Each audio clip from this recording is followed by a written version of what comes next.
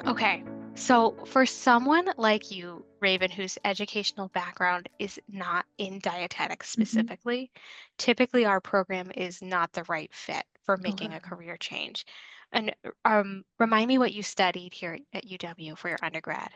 Nutritional sciences for Okay. my bachelor's, and then I got a certificate in food Okay. systems. So a lot of folks are just like you. So even it might not feel like you're making really a career pivot because your Hmm. educational background is really strongly related to this field.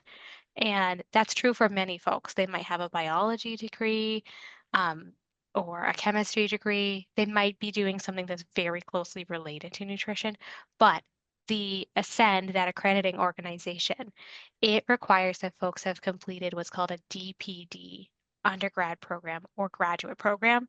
A program will end with you getting a DPD verification statement.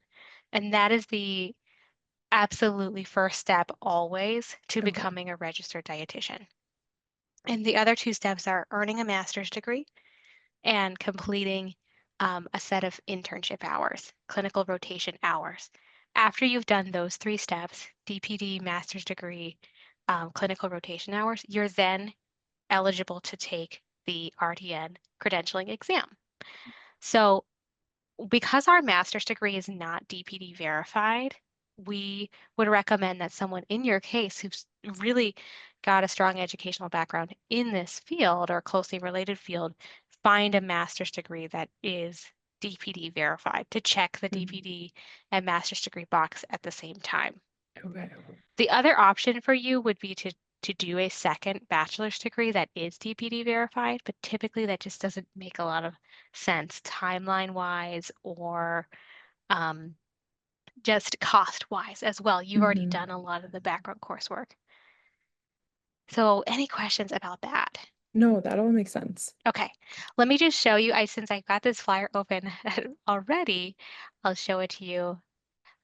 This is just a nice visual background of ways that UW would work for you if you were exploring this option. Um, you could apply to UW as a second degree student, like I mentioned, and that way you'd check all those boxes of getting the DPD statement, and then you could take our internship program here that includes the online master's degree, and then take the Mm. RDN exam. You could again get that second degree, um, second bachelor's degree here. You could apply to any Ascend supervised practice and then take the exam, or you could complete an Ascend accredited didactic program elsewhere and then apply to our graduate program with clinical nutrition. None of these do we typically recommend for someone because it just doesn't usually make sense timeline and cost Hmm. wise. There are other clinical rotation programs that you can partner with our master's degree. So even if even if you didn't want to do your clinical rotation here, we could still be a good fit if you had that DPD verification statement already. Okay. But usually we just recommend finding that at a master's level. Are you looking for something that is fully online potentially down the road?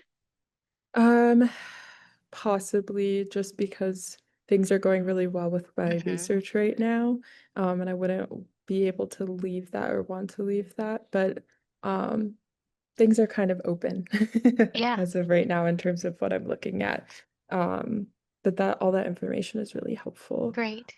Finding a fully online DPD verified master's program is really, really challenging. There was one at Drexel University in Pennsylvania. It looks like they have discontinued it, and I Mm, haven't been able to find one that meets those exact standards. Often they mhm. require some kind of hybrid model.